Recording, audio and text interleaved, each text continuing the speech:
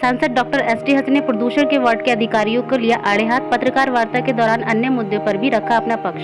सांसद doctor ST Hasan साहब द्वारा सदन में पीतल भट्टियों को बंद करने की कार्रवाई पर कड़ा ऐतराज जताते हुए सदन में सवाल उठाया था, जिस पर केंद्रीय पर्यावरण वन परिवर्तन ने जवाब देते हुए कहा कि मुरादाबाद में उद्योग को बंद करने का कोई निर्देश जारी नहीं किया गया है, क्योंकि ये एनसीआर के अंतर्गत नहीं आता। जिस पर प्रश्न चिन्ह लगाते हुए सदन ने कहा कि बिना किसी केंद्र सरकार के निर्देश के प्रदूषण विभाग पीतल भट्टियों को बंद करने का गैर कानूनी कृत्य क्यों किया। इसमें दोषी अधिकारियों के खिलाफ कठोर कार्रवाई की मांग की और कहा कि भट्टियों पर कोई जुर्माना ना पड़े। अगर जुर्माना पड़ता है तो सदन में इस मुद्दे को भी उठाएंगे। अपने पिछले दिनों में हमारे दस्तकारों का बड़ा ज़बरदस्त उत्पीड़न हुआ है। दस्तकारों की भट्टियां बंद कर दी गई और दस्तकारों के ऊपर भारी जुर्माने लगाए गए और ये कहा गया कि एनजीटी पॉल्यूशन बोर्ड से हो रहा है। सबको मालूम है, सबने कोशिश करी।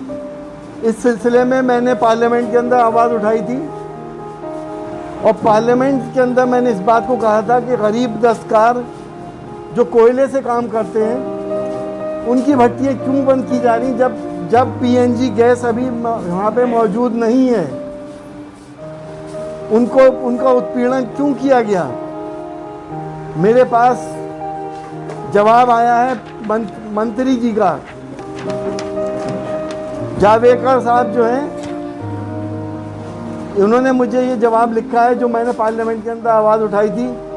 मैं आपको इसे पढ़ के सुनाई देता हूँ।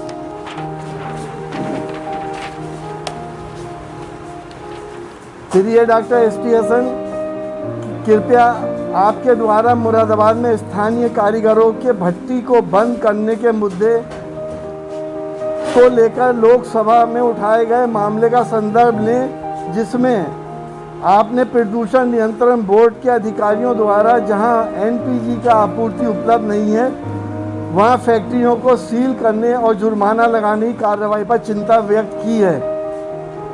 मैंने इस मामले में जांच की है। उच्च स्तरीय कार्यबल HLTF की बैठक में लिए गए निर्णय के अनुसार केंद्रीय प्रदूषण नियंत्रण बोर्ड CPCB NCR राज्यों के संबंधित प्रदूषण नियंत्रण बोर्डों के साथ नियमित रूप से मामले पर विचार विमर्श और समीक्षा कर रहा था और ऐसा करने के लिए विस्तृत समय समाप्त होने के बाद उसने दिल्ली और NCR राज्यों के प्रदूषण नियंत्रण बोर्डों को निर्देश जारी किया कि उन उद्योगों को बंद करें जो पीएनजी उपलब्ध होने के बावजूद भी पीएनजी में परिवर्तित नहीं हुए हैं। नंबर 3, CPCB ने औद्योगिक संघों के अभ्यावेदन पर विचार करने के बाद दिनांक 2/7/2019 को जारी अपने निर्देश के कार्यान्वयन में स्थगित कर दिया और NCR राज्यों को प्रदूषण नियंत्रण बोर्डों को निर्देश किया कि ऐसी औद्योगिक इकाइयों के खिलाफ कोई भी कठोर कार्रवाई आरंभ ना करें जो अन्य दृष्टि से निर्धारित पर्यावरण मापदंड के अनुपालन कर रही हैं। CPC ने सूचना दी कि मुरादाबाद में, ये गौर से सुनो, मुरादाबाद में उद्योगों को बंद करने की कोई दिशा निर्देश जारी नहीं किए गए हैं क्योंकि ये NCR के अंतर्गत नहीं आता। ये सेंट्रल मिनिस्टर ने कहा है कोई हमने आदेश जारी नहीं करे, लेकिन यहाँ के अधिकारियों ने यहाँ के गरीब लोगों का उत्पीड़न किया और उनका रोजगार और कारोबार को बर्बाद करने के लिए उनकी भट्टियाँ बंद कर दी गई। एक मिनट, मैं इस सिलसिले में आगे और भी इसकी मैं कॉपी आप लोगों को दूंगा। इन्होंने एक चीज़ ये लिखी कि मुरादाबाद, जैसा आप अच्छी तरह जानते हैं कि सरकार वायु प्रदूषण के शमन के लिए बहुत चिंतित है और इस खतरे को निपटने के लिए हम पूरे देश में हर संभव उपाय पहले कर रहे हैं। वायु प्रदूषण की समस्या से व्यापक ढंग से निपटने हेतु 2019 में राष्ट्रीय स्वच्छ वायु कार्यक्रम की शुरुआत सरकार के पैराग्राफ कार्यक्रम में एक है, जिसमें 2024 तक PM10 और PM 2.5 की क्षमता के 20 से 30% कमी लाने का लक्ष्य रखा गया है। इस योजना में 23 राज्यों के संघ राज्य क्षेत्र के अनुमानक वायु गुणवत्ता वाले 102 शहर शामिल हैं। इसको ये जानकर खुशी होगी, आपको ये जानकर खुशी होगी कि NCAP के तहत उत्तर प्रदेश में 13 ज़िले शामिल हैं और मुरादाबाद भी उनमें से एक है। मुरादाबाद को वायु प्रदूषण से निपटने हेतु कार्यकलापों में तेज़ी लाने के लिए उद्देश्य से वर्ष 2019-20 के लिए 12 लाख रुपए का सहयोग भी प्रदान किया गया है। कहना चाह रहा हूँ कि जिस तरह से उत्पीड़न हुआ, कोई इनको आदेश नहीं थे और मुझसे भी ये कहा गया कि प्रदूषण बहुत ज़्यादा है, इन भट्टियों को बंद किया जा रहा है। ना तो ऐसा कोई आदेश था। PNG गैस की मैंने डिमांड करी थी, PNG गैस मंजूर हो गई है और लग भी रही है। अगर PNG गैस होते हुए कोई चला रहा है तो भी मुरादाबाद उसमें नहीं आता, क्योंकि मुरादाबाद NCR से बाहर है, ये मंत्री ने लिखा है। तो मेरा ये कहना है कि जिन लोगों का उद्योग बंद किए गए उनको फ़ौरन खोला जाए और जो जुर्माने उनसे वसूल किए गए हैं उन जुर्मानों को लौटाया जाए। ये मेरी डिमांड है। तो उन अधिकारियों को भी दंडित किया जाए जिन अधिकारियों ने जनता का इतना ज़बरदस्त उत्पीड़न किया है। उनसे और तो कोई उनके हाथ आया नहीं। बड़े बड़ी फैक्ट्रियों वाले उनको नहीं मिले, उन्होंने ट्रैफिक रूल्स नहीं लागू करे, लेकिन गरीब आदमी की गर्दन पतली थी तो उसकी भट्टियाँ बंद कर दी गई। ऐसा मेरे क्षेत्र के अंदर आगे नहीं चलेगा। मैं ये आप सबके माध्यम से कहना चाहता हूँ कि अधिकारी अगर नियम विरुद्ध कार्य कर रहे हैं तो उनको इस बात के लिए तैयार रहना चाहिए कि उनको बहुत ज़बरदस्त दंडित किया जाएगा। मेरा दूसरा मुद्दा जो मेरी डिमांड है, 5 महीने से लॉकडाउन चल रहा है और पूरे प्रदेश के अंदर सारी इबादतगाहें बंद हैं, मस्जिदें बंद हैं, मंदिर बंद हैं, गुरुद्वारे, चर्च सब बंद हैं। जबकि शराब खाने खोल दिए गए, मॉल खोल दिए गए, बाज़ार खोल दिए गए और अब सिनेमा हॉल खोलने की भी बात की जा रही है। मैं आपके माध्यम से ये डिमांड करता हूँ कि सारे इबादतगाहों को खोला जाए और सोशल डिस्टेंसिंग का पालन करते हुए हर आदमी को अपने तरीके से इबादत करने की इजाज़त मिलनी चाहिए।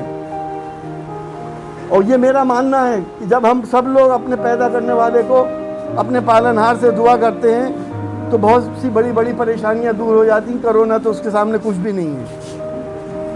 इसलिए इन तमाम इबादतगाहों को खोला जाए।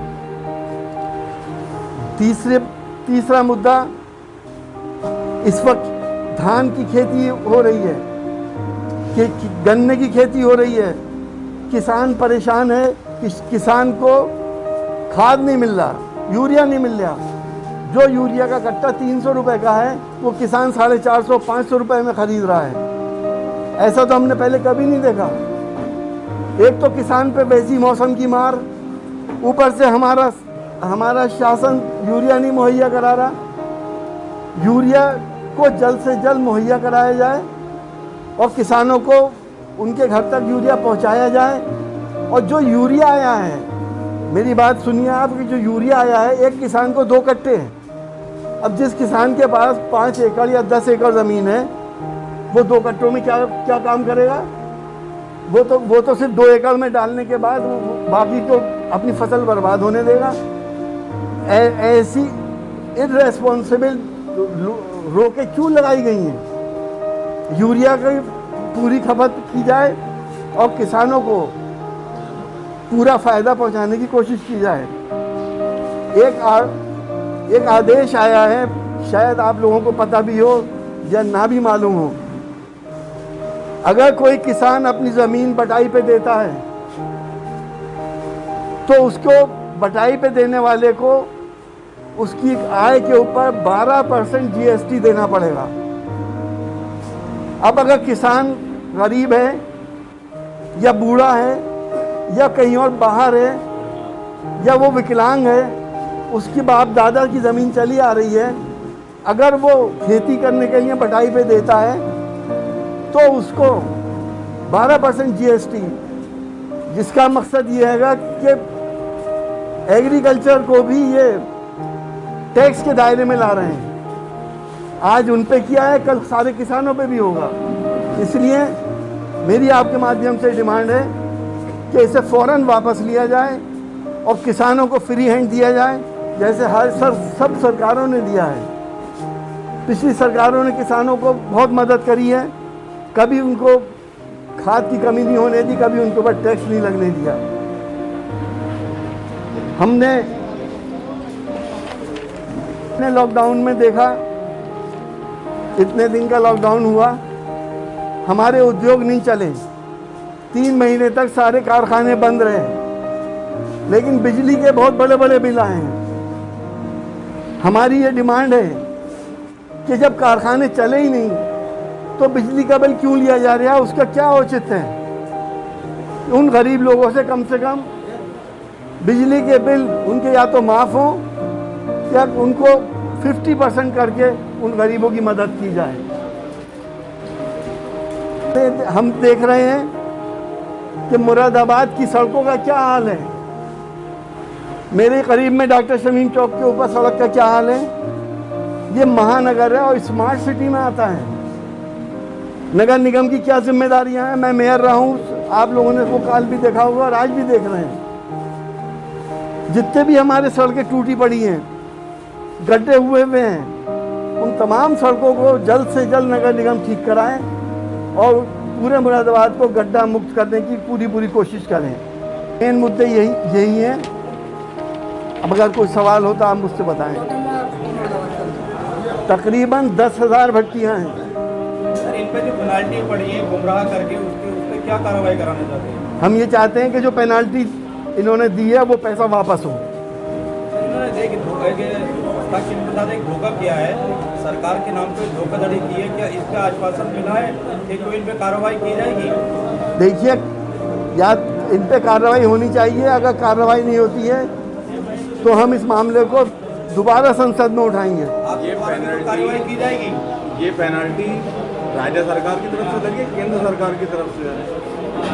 सरकार, यहाँ के जो प्रदूषण अधिकारी हैं उन लोगों ने लगाई है। नहीं, एनजीटी की तरफ से लगी है या पॉल्यूशन बोर्ड की तरफ से? पॉल्यूशन बोर्ड, यानी कि स्टेट गवर्नमेंट की। ये स्टेट भी सेंटर से। इस धोखाधड़ी पे आपके द्वारा कोई कार्रवाई की जाएगी? देखिए, मैंने बताया ना कि कार्रवाई की पूरी मैं कोशिश करूंगा कार्रवाई हो, और अगर नहीं होता है तो संसद तो है ही मेरे पास, मैं संसद में उठाऊंगा इस मुद्दे को। उन लोगों पर कार्रवाई होनी चाहिए। लेटर के माध्यम से यहाँ के प्रशासन को अवगत करा दिया गया? नहीं, अब कराया जाएगा। पहले आप लोगों को अवगत कराया।